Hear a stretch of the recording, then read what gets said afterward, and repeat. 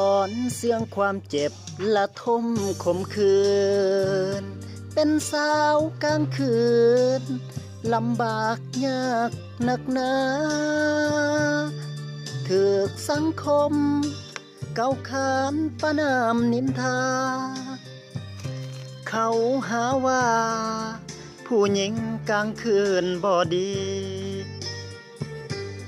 แต่ความจริงชีวิตมีความจำเป็นครอบครัวยากเข็นดูแลเลี้ยงน้อง3 คนค่าของชีพเขาอยากมากแพงเหลือทนจำต้องสู้พอจนเป็นคนผู้หญิงกลางคืนยิ้มแย้มแจ่มใสบริการแขกก็เพื่อแลกกับเงินก่อนจะได้มามีไผหูข้างในคือหยาดน้ำตาแต่จำเป็นนะทางออกซอกบ่มี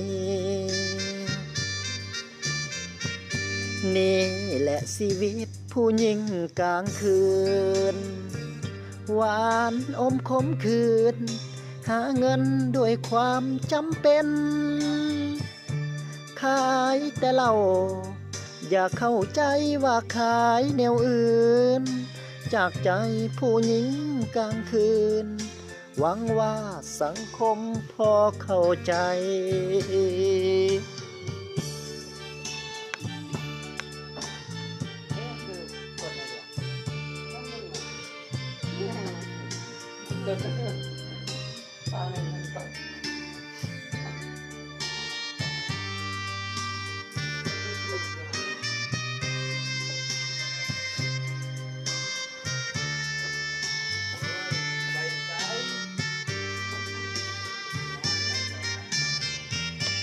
ยิ้มแย้มแจ่มใสบริการแขกก็เพื่อแลกกับเงินก่อนจะได้มา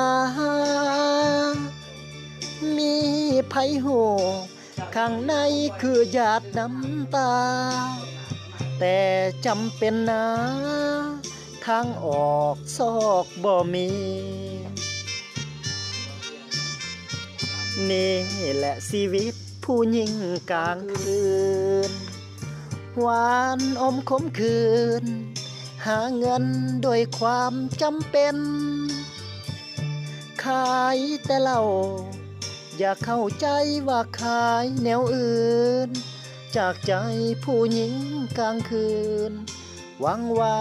สังคมพอเข้าใจ